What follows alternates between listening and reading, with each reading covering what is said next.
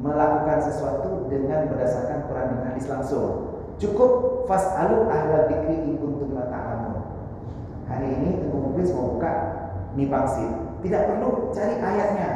Mana ayat untuk buka Mipangsit biru? Gak ada ayatnya. Mana hadisnya? Gak ada.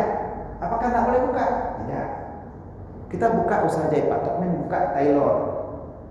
Apakah harus cari hadisnya? Ayatnya tidak. Cukup fas'alu ahlal dzikri, tanyalah kepada ulama. Ustaz, Tengku, Abi, Walid, Bure, Abadi, boleh saya buka jualan Mipangsit biru? Bagaimana Anda menjualnya? Begini. Bahannya apa? Begini. Boleh. Sudah cukup untuk dasar kita melakukan. Tidak perlu bertanya, ini hadisnya apa? Sahih apa hasan? Apa maudhu? Siapa perawinya? Bagaimana sanadnya? Yang rawikan sikah apa tidak? Tidak perlu tahu sampai di situ. Sama seperti kalau kita sakit kepala. Cukup datang ke dokter, dok, saya sakit kepala. Bagaimana? Bodrek obatnya. Cukup sampai di situ. Tidak perlu mengkaji. Bodrek ini analgetik apa antiperspiran? Diberikan untuk inflamasi atau anti radang. Untuk penyakit apa? Penyebabnya apa? Diagnosanya bagaimana? Tidak perlu tahu sampai segitu. Cukup buka bodrek ya bodrek modern. Jadi malam ini kita mendengar hadis bahwa sunat berpuasa di bulan Rajab. Kita mendengar dari Tengku sehingga Rajab sunat puasa. Kita nggak perlu tahu hadisnya apa. Kalaupun memang hadis itu maudhu, silakan maudhu sahabat. Tapi kita tetap berpuasa. Kenapa? Karena puasa bulan Rajab tidak ada dalil pelarangannya. Selama tidak ada dalil pelarangannya, tetap kita sunat melakukan itu. Kecuali ada dalilnya, contoh hari tasyrik. Sehingga orang raya tanya ada puasa haram karena ada dalilnya. Selama tidak ada dalil pelarangannya, silakan lakukan. Kalau memang itu boleh gitu ya. Jadi kalau kita mau mengkaji, saya bilang mau, nanti saya juga nggak tahu karena saya nggak belajar khusus hadis tersebut.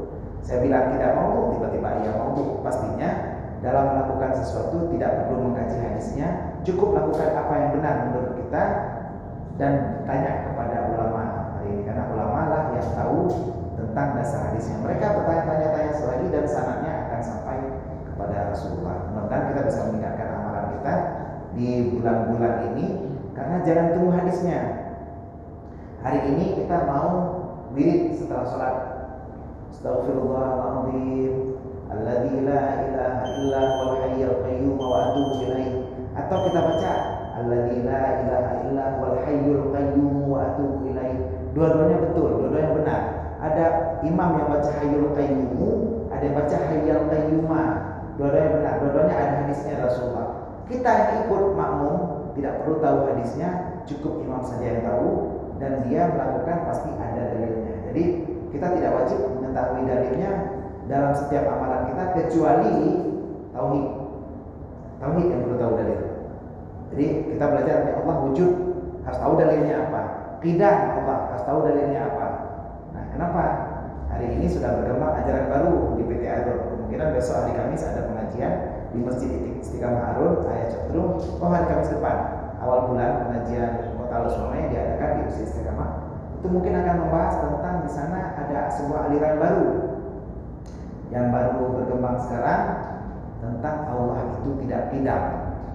Ternyata Allah itu kata aliran sesat itu Allah itu punya tanggal lahir. Allah itu lahirnya tanggal sekian. Jadi Allah itu tidak qidam. Bukan dari dulu sudah ada. Kan sudah dengar berkembang nenek dan berkembang. Tapi sekarang sudah ada aliran itu di Arun. Guru yang mengajarnya Ustazah, saya lupa namanya. Ustazah itu mengajar di Arun dan mengajarkan itu. Kenapa dia mengatakan itu? Dia mengatakan Allah itu adalah ciptaan, bukan ciptaan. Allah itu lahir dari Nabi Muhammad. Jadi awalnya Nabi Muhammad, dulu Allah tercipta dari Nabi Muhammad. Ajaran baru yang sangat anak orang pikir ditarik mana? Ya, makanya kadang-kadang ada yang aneh-aneh, tapi ya di sini kita harus tahu dalil. Jadi apa dalil qidam? Apa? Kalau Allah tidak qidam, berarti Allah hadis. Kalau Allah hadis, berarti Allah diciptakan. Kalau Allah diciptakan, berarti Allah bukan pencipta. Kalau Allah bukan pencipta, siapa yang ciptakan kita? Kalau tidak ada ciptakan kita, bagaimana kita mungkin ada sendiri? Jadi kan kita harus tahu dalilnya, dalil aklinya, naklinya. Tapi selain itu tidak perlu tahu dalilnya untuk semua amalan kita. Hari ini kita mau sholat isya berjamaah. Apa dari sholat jamaah? Kita nggak hafal hadisnya, tetap sholat. Kita nggak hafal hadisnya, zikir tetap melakukan. Insya Allah mudah-mudahan amalan kita bisa ditingkatkan di bulan ini. Insya Allah ya. Mudah-mudahan bulan Rajab, Sya'ban, Ramadan tingkatkan amalan kita. Semoga bermanfaat. Kita sampai Isya. Amin.